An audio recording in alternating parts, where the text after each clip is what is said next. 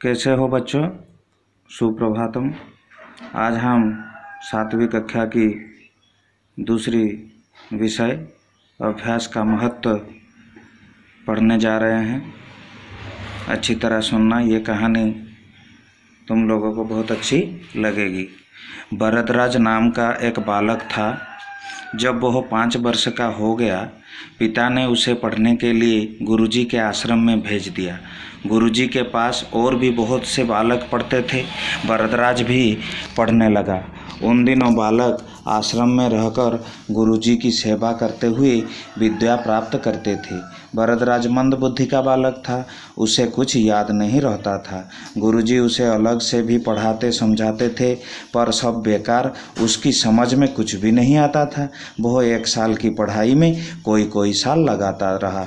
उसके सहपाठी आगे बढ़ते गए। भरद्वाज वैसे स्वस्थ और हृष्ट पुष्ट था। वह देखने में भी अच्छा था, परंतु उसका मन पढ़ाई में नहीं लगता था। सहपाठी उसे छेड़ते थे, उसका मजाक उड़ाते थे।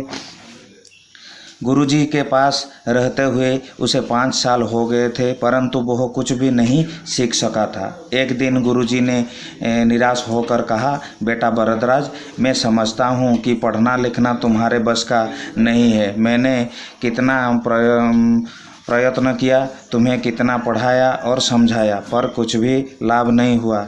इससे तो यही अच्छा है घर लौट जाओ, वहाँ जाकर क्या काम काज करो। भरद्वाज सोचने लगा कि घर जाकर पिताजी को मैं क्या मुंह दिखाऊंगा, कैसे कहूँगा कि गुरुजी ने मुझे पढ़ाने से मना कर दिया है। लोग क्या कहेंगे कि पिता तो माना चुना विद्वान है और बेटा मूर्ख।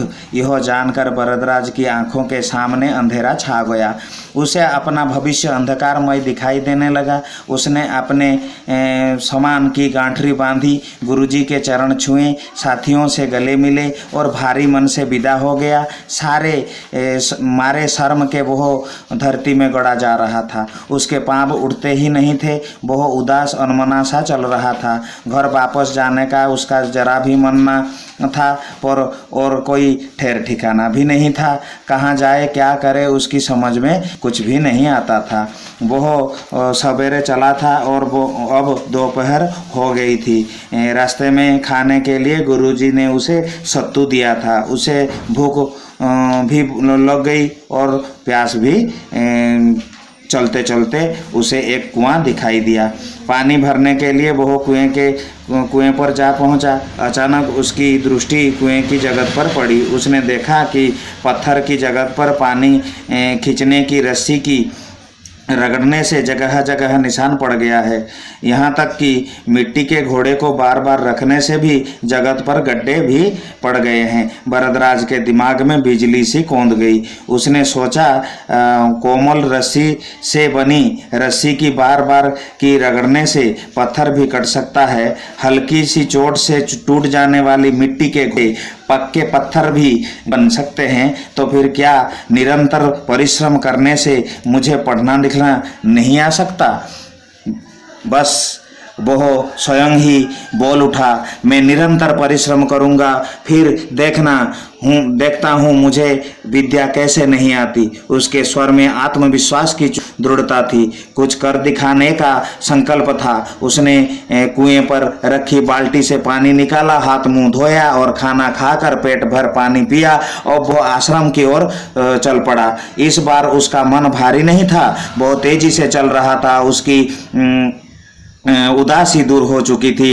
अब तो वह दूसरी ही तरह का भरद्वाज लग रहा था। सूर्य अस्त होने से पहले ही वह आश्रम में जा पहुंचा। उसने गुरुजी के चरण स्पर्श किए। गुरुजी उसे देखते ही बोले, बेटा भरद्वाज, तुम घर नहीं गए क्यों?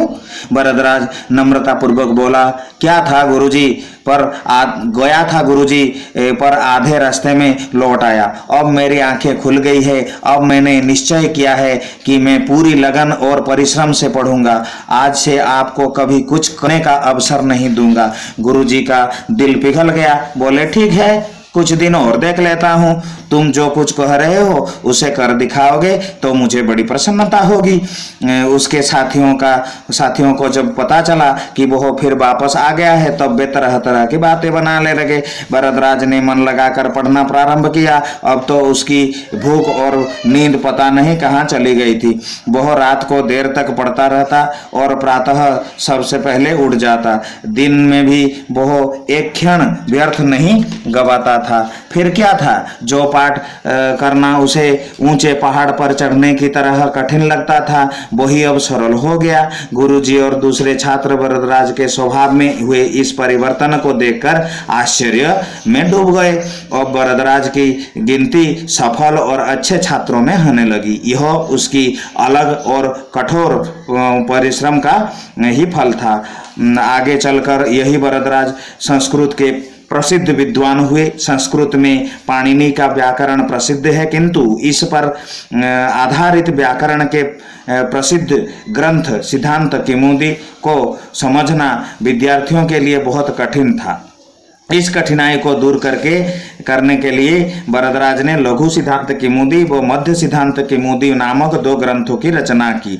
व्याकरण के प्रारंभिक छात्रों के लिए यह दोनों परम उपयोगी ग्रंथ हैं। भरद्वाज के जीवन की इस घटना से यह लोकहित प्रसिद्ध हुई।